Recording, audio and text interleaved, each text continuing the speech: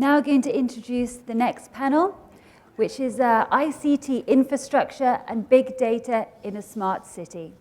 We'll be covering such topics as who should invest in the smart city infrastructure, role of operators and governments, and how can we benefit from big data.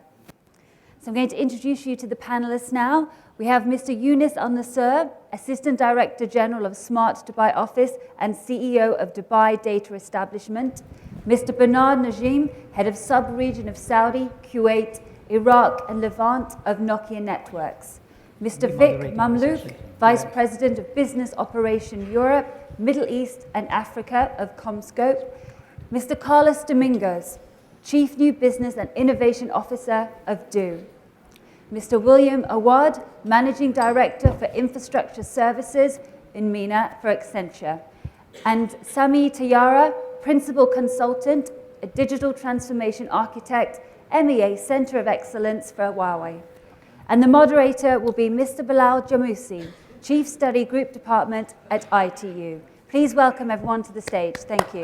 My name is Bilal Jamousi. I have the pleasure of moderating this distinguished panel this afternoon. I'd like you to think of the questions as we do the round of introductions. Each panelist will spend a few minutes to introduce themselves and also what they do in terms of their company or affiliation in this area of smart cities and from a perspective of infrastructure, big data for smart cities. So we'll start with you, Bernard. Yes, thank you very much. It's a pleasure to be part of this panel. Let me first start with the saying that many people think that big data, IoT, and smart cities are hype. But in reality, it's not. It's what we have in front of us. That's what we have today. And it's a very much the reality. And we're happy to have that because this really represents a big opportunity for all of us across the whole society. Be it children, be it families, be it individuals, be it businesses, be it companies, be it public institution or the government. This is a major opportunity for all of us. And why is it really an opportunity? Well, in reality, it is an opportunity based on the principle of the big data analytics. The big data analytics work on the fact that we gather a lot of data. We have a lot of good data, genuine data with us. We analyze it in a very complex manner, and then we predict what's going to happen in the future. However, the good thing is that we do not only predict what's going to happen in the future, we can alter what's going to happen, what we want it to happen. And that's maybe for the first time or for the first time in a very structured way where we can alter the kind of immediate future to have it the way we want it to be. So that represents, obviously, a very big opportunity for everyone. But like everything else, opportunities are linked also to risks. And I'll come to that shortly. But these opportunities can be seen in our day-to-day life because they are linked to the environment aspect, where we can reduce the carbon footprint. They're related to the economical aspect, where we can alter the way we do the business, or we alter the behavior of clients. The social aspect, where it impacts the way we deal with each other. Education, safety in terms of crime management. We have seen that already happening a lot. So the advantages are of various aspects. But then again, as said, we have also the risk, because when we have a lot of data and we have kind of altered wished outcome which we are building, and we have several systems, several applications working in conjunction with each other, the question is then, can we work in a way, can we utilize this big data and the desired outcome where we are able to emulate and the influence of each of the applications And do we then really still get the results which we are aiming for? And that is something really difficult to predict, and time will tell how we will be able to manage this kind of situation. And of course, the other risk remains with the safety, the safety of the data. How much is the data secured?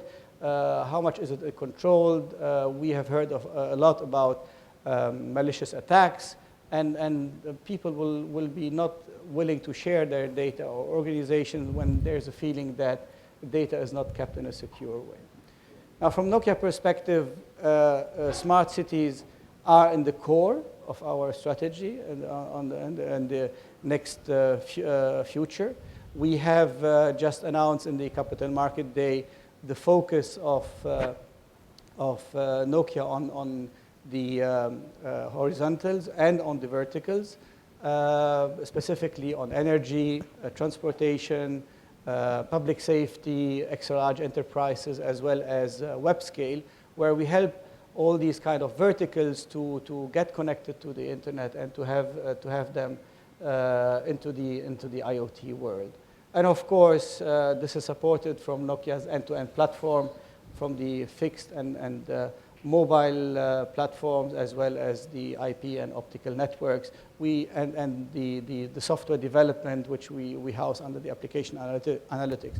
So all this end-to-end platform really is part of our contribution, not only how to build the smart cities or the IoT, but also how to utilize it and how to make use of this technology. Thank you very much, Bernard. Vic, yes, can you share with us your perspective from Commscope on ICT infrastructure, big data, and smart cities? Well, first is I want to tell you more about Commscope. Commscope, we are in the infrastructure. We do provide outdoor communication. We do indoor communications. It's not working. Should be on if it's green. Press the top button on the top. Yeah. In the middle. It's green. Yeah, that one. Hello? No? I think you need to press the top button. You need to press it. Yeah. Okay. So this way is better? No, take your finger turn it on, not keep it clicking. Okay. Is there a green light? Okay, nice. Would you lower the volume? Hello? Technical support. Technical support. Okay, now it's working. All right. I think. Okay, so basically Commscope is, we are in the infrastructure. We do outdoor communications, indoors, data center. So we are in the data infrastructure business. And we do provide a lot of wireless and wired communication equipment. But before we always talk about smart city, and we go to the wireless operators and infrastructure. Very important topic is sharing. In my opinion, is a lot of dependent on the network. It's becoming only to the operator, to the wireless service providers.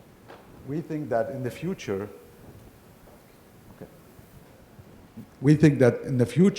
a lot of the enterprise provider will provide their own communication system. They have to be part of the infrastructure. So government must basically, to go and do the smart cities, you have to have smart buildings, smart roads. You have to make sure that fiber optic is valid. You have enough spectrum that the operators can basically offer the services for their customers. Also provide the enterprise and be able to basically not compete on the level of service, but compete more into the additional services that they can provide to the consumers, and be able to have the shared between the enterprise owners. A lot of building that you go right now is you don't have proper communications because the enterprise, for instance, want a share of the revenue from the wireless operators. Each service provider want to put his own network.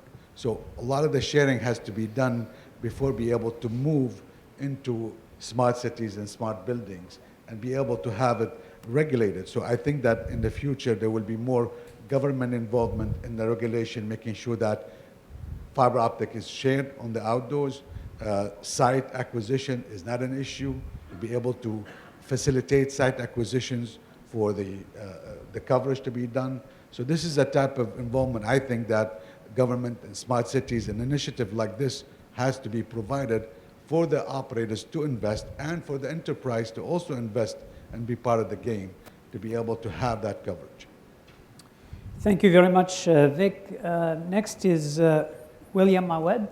So William, we were talking just before the panel started, and you were sharing with me some of the Accenture solutions in that space and how you moved into the operations several years ago. Can you share with us some of those thoughts with the panel? Thank you, Bilal. We don't want to spend too much time on Accenture, but as Gary mentioned earlier, I mean, Accenture has done when you look at a company as big as Accenture, in the last 4 years, the transformation that Accenture kind of did to itself to actually become the digital transformation partner for a lot of our clients.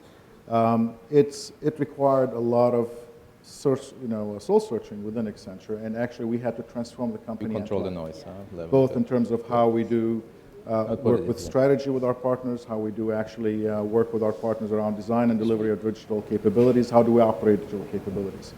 And that also, I actually had infrastructure, but that's also a key component of the whole ecosystem we offer our clients.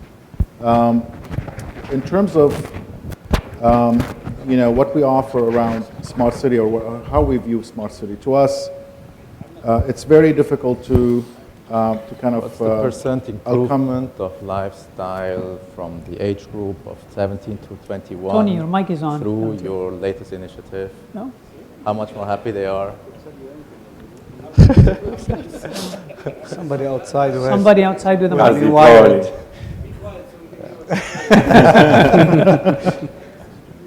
Ghazi probably forgot to take it. Maybe Ghazi has the mic still on.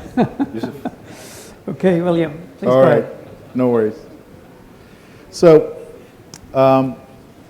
when we look at the smart city concept, It's switched off. It's switched off. Here, no, it's switched on. one more time, I won't say anything anymore. You're competing with him, so he doesn't want to let you speak. Yeah, apparently. So the way we look at the smart city concept, clearly, I think there were some key things that we wanted to address as part of this panel, and I'll quickly go over those. So, what should the government, invest in? What is the role of government, and what is the role of operators on the private sector? Mm-hmm. First of all, I believe there are two things that the government needs to play in. And those are, I think if you look at the Dubai Smart City concept, not concept actually, initiative, it's data and it's connectivity. So the bottom line is, in the smart city play, the data should be owned by the government or by the city. So therefore, the acquisition of the data could be done through all kinds of means, but the data needs to be owned and stored by the government. So that's key.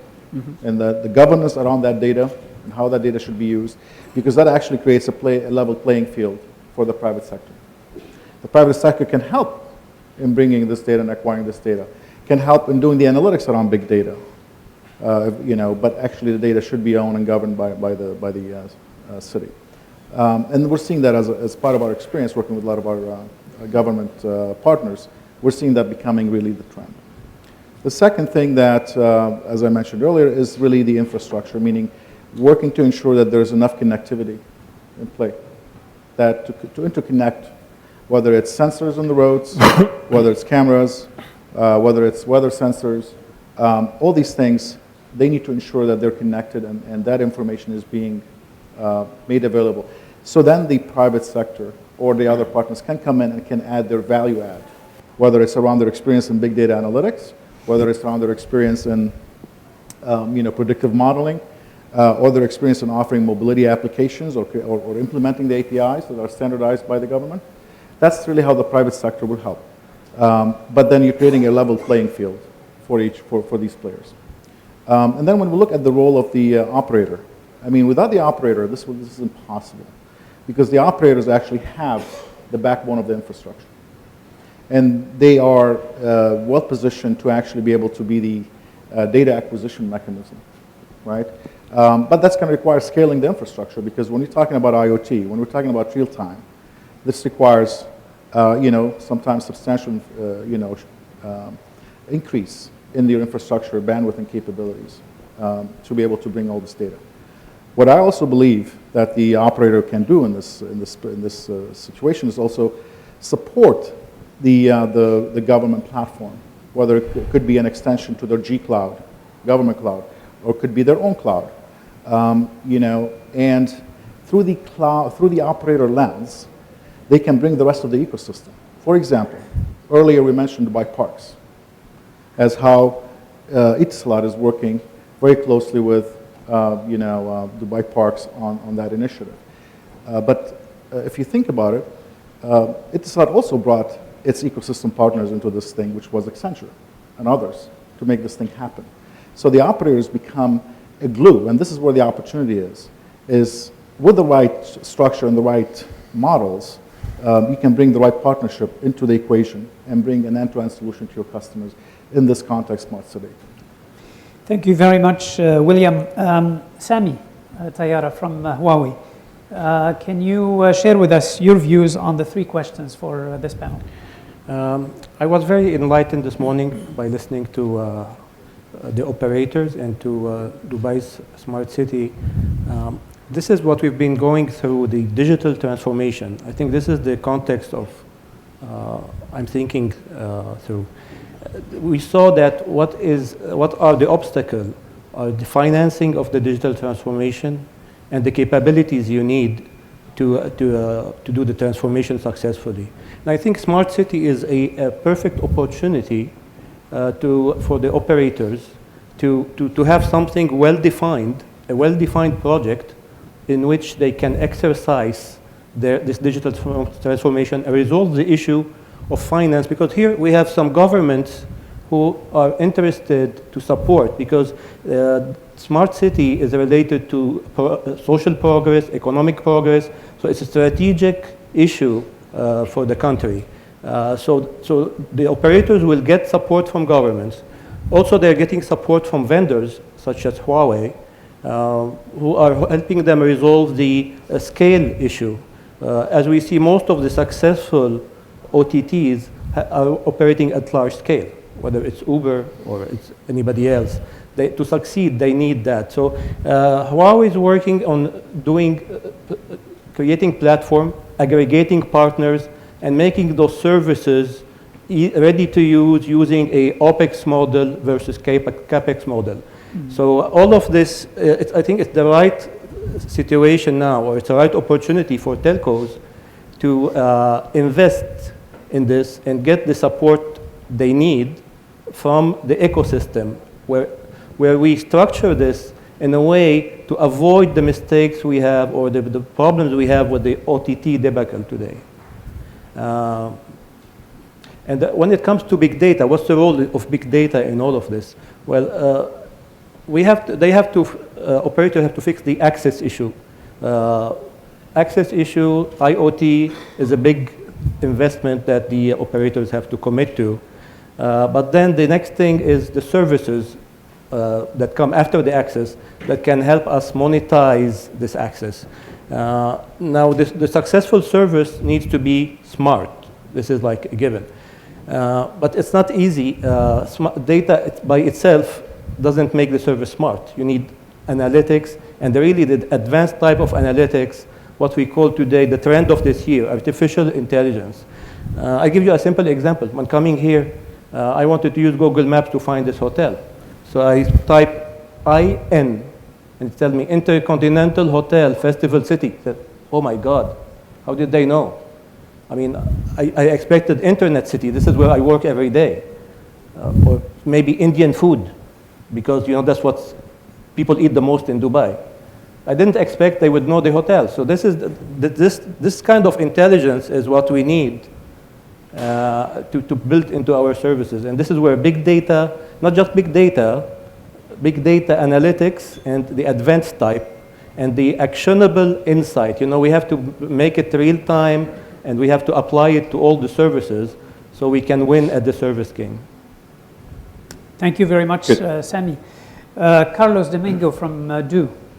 Your thoughts, Good. please. So first, I don't know if you know, Android actually taps into your calendar, so they know what's your next meeting, and they can easily predict where you're going. It's not really artificial intelligence. They look at your calendar, yep. But it's been around for a while already. Well, thanks for the invitation, and everyone here is talking about what the operator should do, so let me tell you what we do, because we're the only operator here in the panel.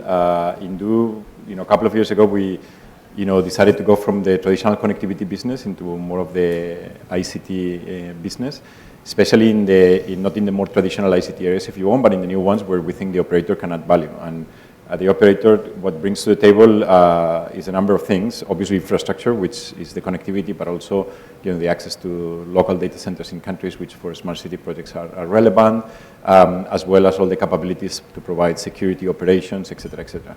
Of course, that's not enough to build a smart city. You need also other partners. You need system integrators. So we're working with HP. Unfortunately, our colleagues from Etisalat work with Accenture on the project. So we had to choose someone else. We don't all make perfect choices. Just kidding.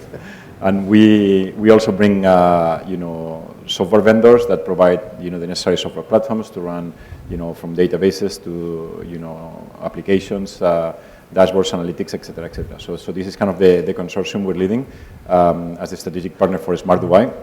And given that the topic is big data, actually, if you think about what the Smart Dubai platform is at the heart, it's actually a big data platform. So what the government has done, you've seen Yunus this morning, how he explained the Dubai data law. What we're doing is creating data contracts with the entities. Actually, the city doesn't own the data, as my colleague from Accenture said. The data is owned by whoever produced the data to start with, but there is a data contract about how this data gets shared into the database, in the central smart city platform, and who can access or not the data, because there is data that will be accessed only across government entities, but there is data that will be shared with the private sector, there is data that will be openly publicized for anyone that wants to use it, etc. So we have already finalized building the first instance of the platform. We're now in the process of finalizing around 50 data contracts with different government entities and some private ones like ourselves to be able to start onboarding data into the platform. So the next step is, to add the intelligence of what you can do with this data. And if you think about the smart city examples, like when Ghazi had this slide about the benefits of the different services, these are benefits in isolation. This is one particular service that, let's say, smart parking brings you a certain amount of value, or smart meters, certain amount of value. What the vision in Dubai is that if you actually aggregate the data from multiple services and from multiple government entities and private sector, then you can extract a lot more value because of crossing information with different sources. So just to give you a simple example, if you take a journey of someone going to a mall, there's a number of things that person needs to do throughout that journey, right? First, he needs to decide at what time he wants to go to the mall. And there's, information, for instance, from our network that can tell you what's the best time to go in terms of, traffic, how many people are there, et cetera, et cetera. Then he needs to reach to the mall and needs to, pay the parking. So there's things you can do to automate the parking payment with the smart tags in the cars, et cetera. There's things with the smart parking to lead him into the right parking spot or even pre-reserve it, et cetera. So these are a number of things that you can do which are isolated services. If you start putting together information from the Telecom, from the road and transport authorities to know real-time traffic information, from financial services, so payments, so more or less how credit is part of the mall, et cetera, then you can actually provide a much better experience because all these services will be more accurate and will be able to predict much better and recommend to that person what they can do. So this is a little bit the vision. We're still in early stages in terms of building it, but I believe that probably Dubai is the one that is maybe not the most advanced in terms of implementing, but the most advanced in terms of the vision they have of where they want to get. So once they get there, they probably overtake most of the other cities I know. Thank you very much. I'd like to now see if there is any questions from the audience after the introductory round.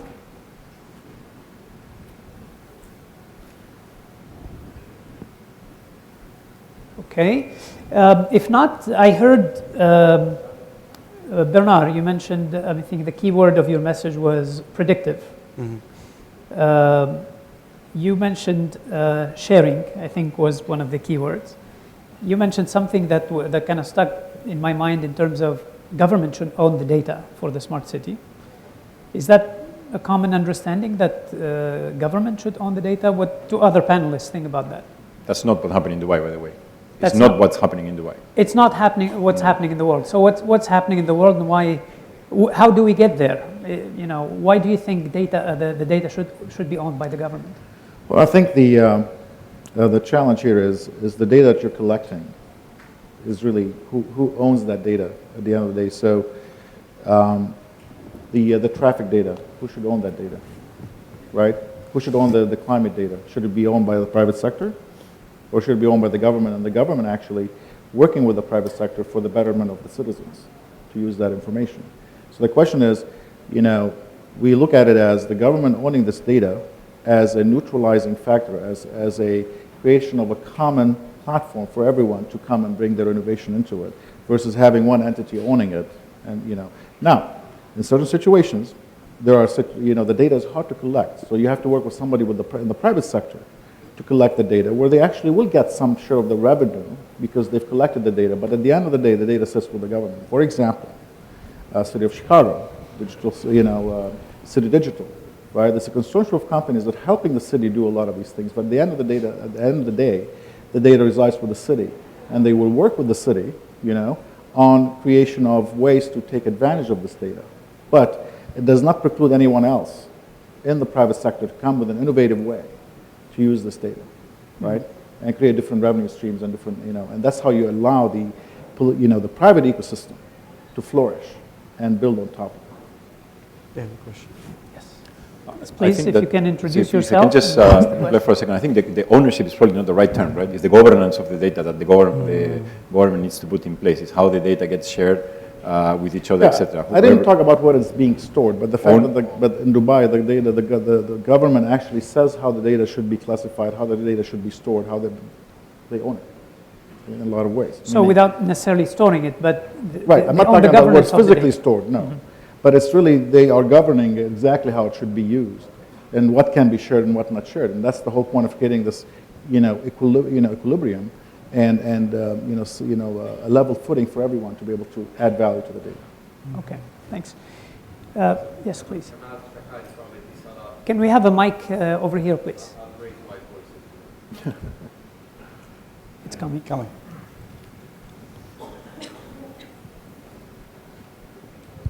Right. Kamal Shahadi, Etisalat. I think the question is not who owns the data.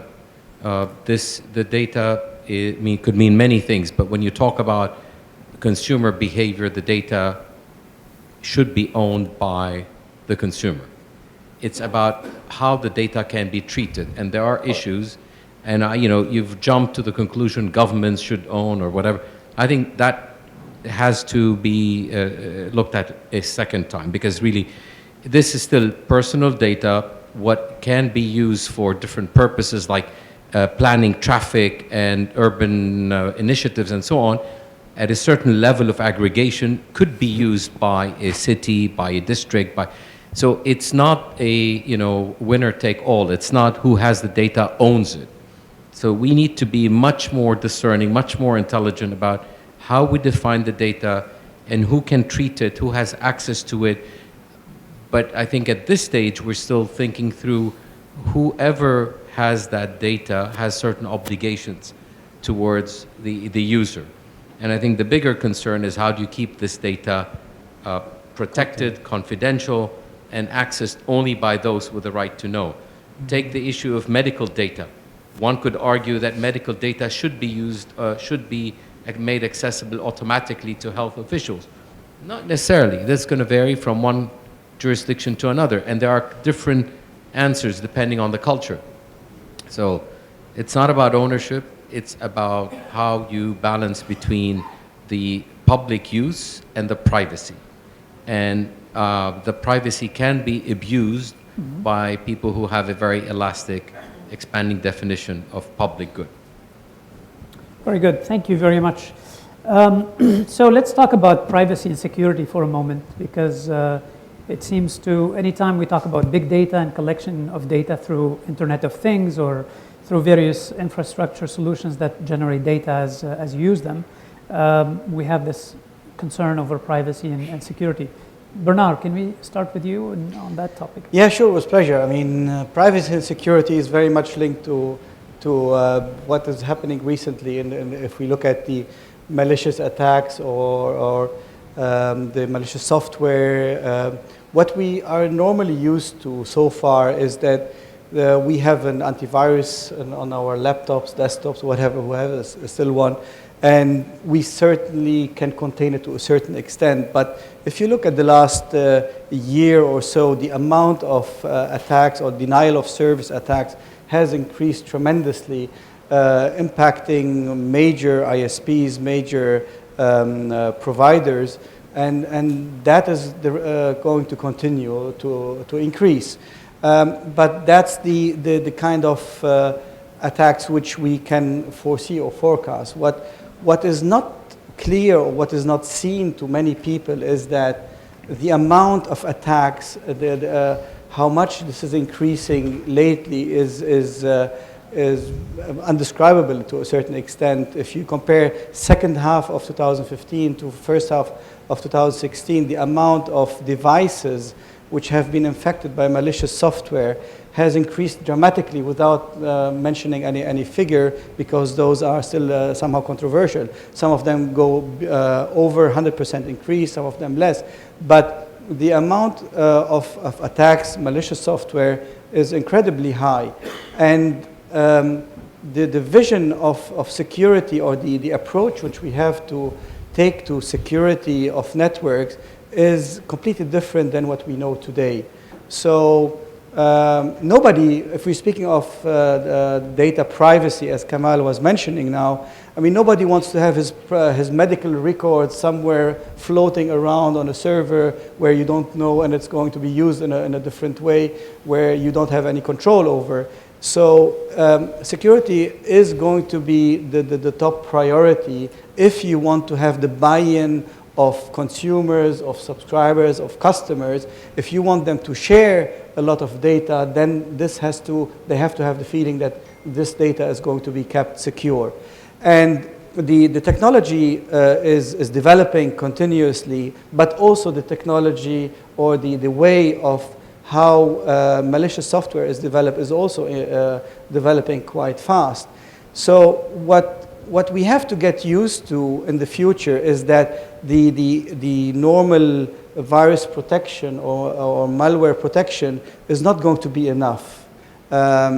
It has to be network embedded. Endpoint security has to be embedded, and it's a little bit comparable to the human body, if you want to see it. Nowadays, human body always has been working in a way. We have viruses, we have bacteria living in us, but we also have an immune system which is suppressing those kind of external factors on the body. And that's the kind of similarity which we see, that you will have, all terminals will be infected, and most of devices will function erroneously to a certain point. But the network security has to be kept up to date and developed in a constant way, that those attacks, those malicious software, will always be kept under a certain control, suppressed. And that's why the whole concept, how we look into security, has to change and has to evolve continuously if we want that people, consumers, keep on sharing their data and have the feeling that the data is not breached, or it doesn't land with people we don't want them to have our data. So this is a very important topic, and this is a key success factor in terms of big data analysis or smart city applications. So this is the risk side of the data. As you collect more and more data, as we move into the Internet of Things that are really enabling the smart cities, we're collecting more data, and therefore we need to secure that collection, and we need to ensure the privacy. So this is the risk side of the smart city or the big data as an enabler. Can we talk about the benefits of big data in a smart city? What are some of the use cases or some of the examples where you can maybe share with the audience some of the benefits of big data in the context of a smart city? Anyone? Well, I mean, I think like, we have good use cases already around, policing and security and predictability of, criminal activities and things like this, because, you have a lot of history, you can capture a lot of that information, you have some level of predictability of what could happen with certain events or in certain locations. So we're starting to see that as part of some of the predictive modeling. The other areas that we're starting to see that is a good case in big data is city planning, right? So you have enough history that you could actually mine and create predictive models in terms of how cities are evolving, and you can get ahead of that evolution, right? So you could start seeing trends in terms of where people want to live, or where are you seeing certain developments happening, because sometimes it's planned development, sometimes it is unplanned development where certain areas start developing and you can get ahead of it. In terms of, providing insights around, climate control or and so on. I mean, these are interesting things where we have also some. We're not just anymore, predict the weather today or tomorrow, but then some predictability on the future for climate control and so on. So those are some good case studies, which are not just operational, but they're really right. Carlos, could you share with us maybe an example of Dubai? So specifically here in Dubai, things that Du has done already is actually create a lot of information about footfall information, so we can know how many people are in each place, and obviously this is aggregated and anonymized, but we can extract the demographics and of where people are in one place. Catchment, which means where people are coming from when they are in one particular place, and dwelling time, which is how long they stay. With that information, we've actually already here in Dubai run algorithms to be able to forecast where a new mall needs to be open, depending on where the other malls are, where people move around and things like that. This is an actual case study. I can't disclose the customer, but an actual case study of something we've done here. Also, we've done some work on urban planning, as our colleague mentioned, because that's another area where all this movement information becomes very, very critical. And we have not just the network data, but we also have Wi-Fi information because we run the Wi-Fi UAE program. So we also know different kind of connectivity information that tell us how people are behaving across the data. I also want to add something about the other question you raised before about privacy and security. I think these are two different things, right? Mm-hmm. So you can be very respectful with the privacy and then put the data on a non-secure server that someone goes and steal it, and vice versa, right? You can be very, very secure but still invade the privacy and use the data for something you should not be doing, right? So these are two different problems that people tend to mix up. I think privacy is better addressed through governance, right? What can you do, what can you do? While security is more of a technology problem, right? You need to use the right technology to make sure hackers and malicious attacks, etc., cannot get there. And it was mentioned electronic health records. I think it's a very good example. We've been, as one of the founding members of the blockchain council here in Dubai, we are running a pilot for securing electronic health records using blockchain technology, which not only provides the integrity of the data itself, so the health record has not been modified and the blockchain proves that this is true, but also you can record all the transactions. So if someone was actually using a health record in a way they should not be using it, you'll be able to determine exactly where this transaction, this access has happened, right? And as you saw this morning, blockchain is the last layer of infrastructure that you will be see coming into the Smart Dubai project once the Dubai Smart Dubai platform is finished. So I think that is a technology that has a lot of future in terms of providing a higher level of security than what we have today. Mm-hmm. Very good. Yes, Bernard, you wanted to come back on this. Sorry. I wanted to add one thing, though, on security. I mean, the challenge, though, is that's the data security. Mm-hmm. The challenge with the convergence of OT and IT is bigger. The risk is bigger. So the more we integrate, our water systems and our electric systems and electric grids and our highways and our traffic systems, we integrate them with the day-to-day IT world and internet world, the more we also have to be worried, because it's not impacting my data. It could actually put the whole city in a chaos situation. So those are things that I don't think we've thought through yet about these use cases. We understand, the impact on electric grid, but we don't know what else it means. Or it could have a ripple effect on the economy, right?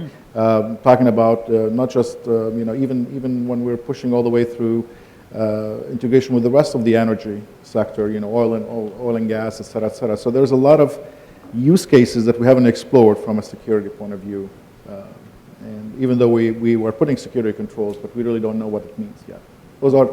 This is the answer to, can we ask the right question? Yes. Versus the to Osman's speech earlier. Speech today. Yes. Bernard, you wanted to add something? Yeah, I just wanted to add on the use case, an example for an application. It's something Nokia have developed together with Bell Labs. It's the video analytics solution, which is a self-learning system which works in a very, very complex environment and keeps on learning as it works and rebalances itself, recalibrates, and learns from the chaos basically, and searches for patterns. And out of this pattern gets then the normal situation. And then if there is any statistical situational change, then it would raise a kind of a trigger. For instance, you could use that in Times Square, where you are monitoring the traffic, which is very chaotic in terms of cars, objects, people, and the system will learn this chaos, how it is happening. And then if there is a certain change in this chaos, there's a statistical change, then a certain alert will be then triggered that there's a certain group of people who are standing just there and not moving that could cause a certain event. And that application, for instance, we are considering to use in Saudi Arabia for the Hajj networks, where we have it at the Mashair, when you have the pilgrimage and you have a mass movement of people. And that is, to a certain extent, a certain chaos, because you have a lot of moving parts, but the system would learn the pattern of this movement.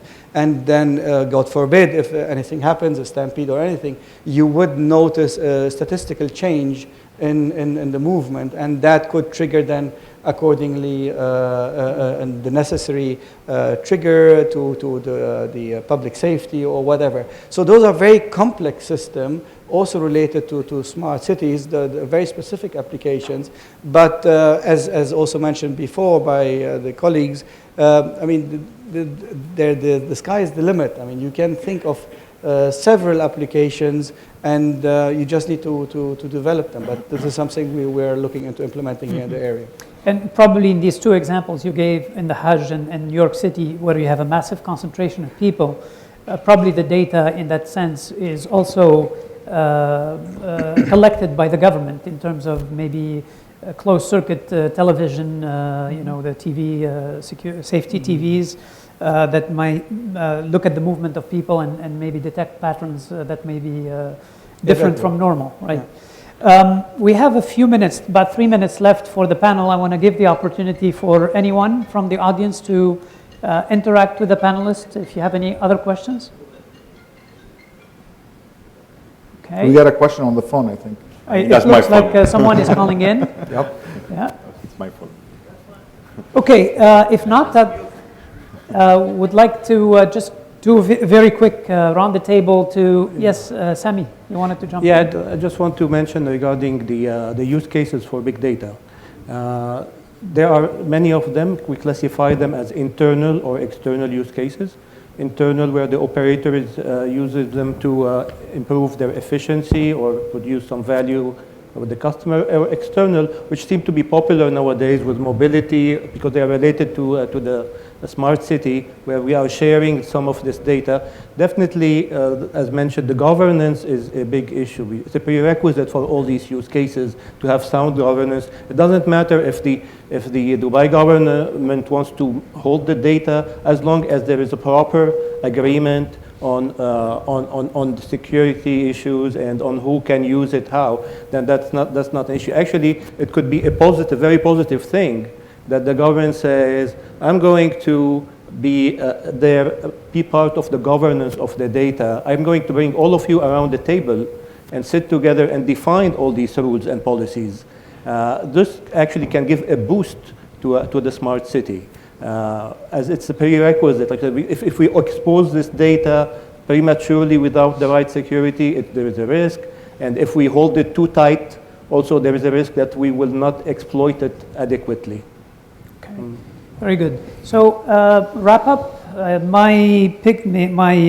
Maybe what I gathered from the discussion is that in terms of who should invest in the smart city infrastructure, I heard many of you say that the government has a big role to play in the infrastructure.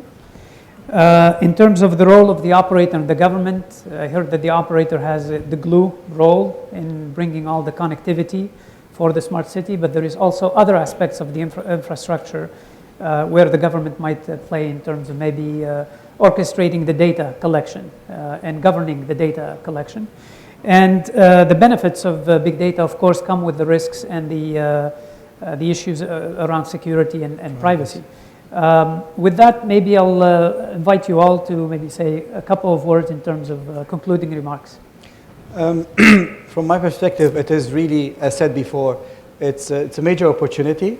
If we do it the right way, it's going to change the whole landscape, the way we do business, the way we are used to perform the business. This will be changed, but we have to do it in a controlled manner. And the government, as you mentioned, plays a major role. And this is maybe a field for the whole sector, which is to a certain extent new. And as mentioned by Osman this morning, we have to look at opening the borders, opening and looking more into the collaboration, how we can overcome this, these challenges together in a constructive way. From vertical to horizontal. Exactly. Yeah. So that we really can find a solution, and we can, at the end of the day, benefit from, or offer this benefit to the citizens who are, at the end of the day, the real winners or the beneficiaries of this system. Thank you, Bernard. Well, I mean, I just go back to the privacy issue. I say is there is no more privacy anymore. We rest assured there's not going to be any privacy as long as you have a smart mobile phone with you. There is a lot of data is being collected on you. And I think is government will be back regulating that aspect because this data is available for the wireless operators or for the data providers or the OTT. So that's what I meant by meaning is with the government. Mm-hmm. The next one is also the infrastructure that I see a lot more when you say smart city, that the government used to basically make money from the service provider. They charge them for spectrum, for airtime, and so forth. Now, I think there's a time that they have to invest, the government will be invest and make sure that there is available enough fiber into the network, that the operator will have access to it, enterprise will put their own network, basically sharing of the infrastructure to be able to be used by multiple operators in OTT. So I see more government involvement in the future or more merger and acquisition within the service providers because they cannot continue operating the same way as we speak right now. Thank you, Vic. William? I think it's, we've spoken quite a bit about the role of government, the role of operators, and then their ecosystem. I think the challenge still remains is how do you keep the citizen engaged? I think at the end of the day, if we're talking about you're providing the better place to live, the right services for the citizen, I think that's really still a difficult equation. And especially in cities where connectivity is not available for certain parts of the population and so on. So I think that's another area at some point will be good to talk about because that to me continues to be a major challenge beyond just what the government can do, what the private sector can do, is how do you engage a big chunk of your population. Thank you, William. 30 seconds, Sami and Carlos. Yeah, digital allowed us to perform things like connect social network, but smart city will connect the physical with the digital, and it will allow new use cases that have impact beyond just the personal space. We're talking about the economy, the country, but there are some use cases around logistics and transportation that can really improve the economy, and they don't touch on people's privacy. So definitely it's an exciting area, and it's very important for the economy too.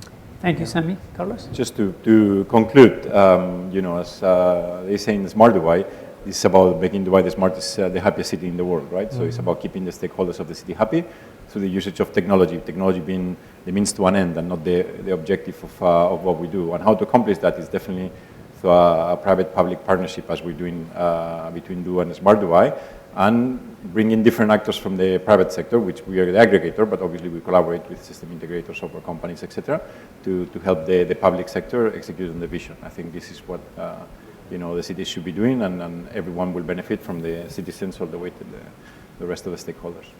Thank you very much, ladies and gentlemen. This concludes our panel on ICT infrastructure and big data in a smart city. Please help me thank the panelists.